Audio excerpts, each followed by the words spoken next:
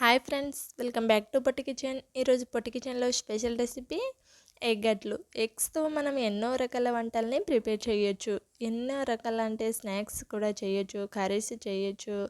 So దీంతో రకరకాల వంటల్ని prepare చేసి మనం తినేయచ్చు. దాంట్లో స్పెషల్గా ఎగ్ అట్లుని ఎలా చేయాలో ఈరోజు ఈ వీడియోలో ఎక్స్ప్లెయిన్ చేయబోతున్నాను. ఇలా కనుక చేసి పెట్టినట్లయితే బ్రేక్ఫాస్ట్కైనా స్నాక్స్కైనా చాలా బాగా యూస్ఫుల్ అవుతుంది. సో దీన్ని ఎలా ప్రిపేర్ చేయాలనేది ఈ వీడియోలో చూసేద్దాం. దీనికోసం నేనైతే 2 ఎగ్స్ని మాత్రమే తీసుకుంటున్నాను. సో క్వాంటిటీ ఎక్కువ కావాలంటే మీరు 3-4 వరకు తీసుకోవచ్చు. 2 ఎగ్స్ని తీసుకొని మనం ఈ బౌల్లోకి యాడ్ చేసుకోవాలి. సో పక్కన పెట్టేసుకొని బౌల్లో 1 టేబుల్ స్పూన్ పచ్చిమిర్చి సన్నగా కట్ చేసి యాడ్ చేసుకున్నాను. ఆనియన్స్ని కూడా సన్నగా కట్ చేసి యాడ్ చేసుకోవాలి. క్యారెట్ సన్నగా కొంచెం యాడ్ చేసుకోవాలి. దీంట్లో 1 కప్ కార్న్ఫ్లవర్ని యాడ్ చేస్తున్నాను. 1 కప్ రైస్ ఫ్లవర్ని, 1 కప్ శనగపిండిని యాడ్ చేసుకోవాలి. యాడ్ చేసుకొని దీనికి రుచికి తగ్గ సాల్ట్ని యాడ్ చేసుకొని దీంట్లో చిటికేడు కారాన్ని యాడ్ చేసుకొని మనం ఎగ్స్ని ఇలా పలగొట్టి యాడ్ చేసేసుకోవాలి. మీకు ఎగ్స్ క్వాంటిటీ ఎక్కువ కావాలి అంటే 2-3 అయినా తీసుకోవచ్చు. సో నేనైతే నాకు 2 అయితే పర్ఫెక్ట్గా సరిపోతుందండి. నేను తీసుకున్న క్వాంటిటీకి అయితే 2 గుడ్లు అనేది పర్ఫెక్ట్గా, వాటర్ అనేది యాడ్ చేయకుండా పర్ఫెక్ట్గా సరిపోతుంది. సో ఇలా కలుపుకుంటూ తీసుకోవాలి. ఇలా పర్ఫెక్ట్గా కలుపుకొని తీసుకోవాలి.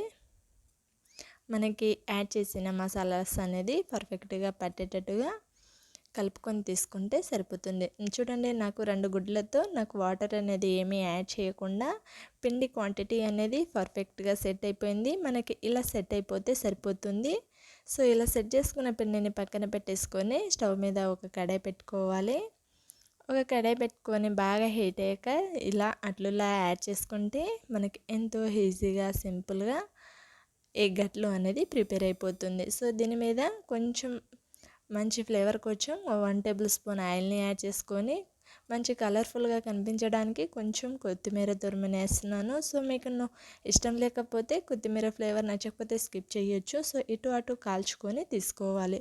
పర్ఫెక్ట్గా కాల్చుకొని మీడియం ఫ్లేమ్లో కాల్చుకున్నట్లయితే మనకి లోపల నుంచి బయట వరకు పర్ఫెక్ట్గా కాలుతుంది. తినేటప్పుడు టేస్ట్ అనేది చాలా బాగుంటుంది. చాలా సింపుల్గా సేమ్ ప్రాసెస్లో మనకి ఎన్ని అట్లు కావాలంటే అన్నీ ఇలా ప్రిపేర్ చేసుకోండి. మనం పిల్లలకి అయినా సరే, పెద్దలకైనా సరే, టిఫిన్ బాక్స్లోకైనా, స్నాక్స్కైనా, బ్రేక్ఫాస్ట్కైనా, దేనికైనా చాలా బాగా యూస్ఫుల్ అవుతుందని నేను చాలా సింపుల్ రెసిపీని మీతో షేర్ చేశాను.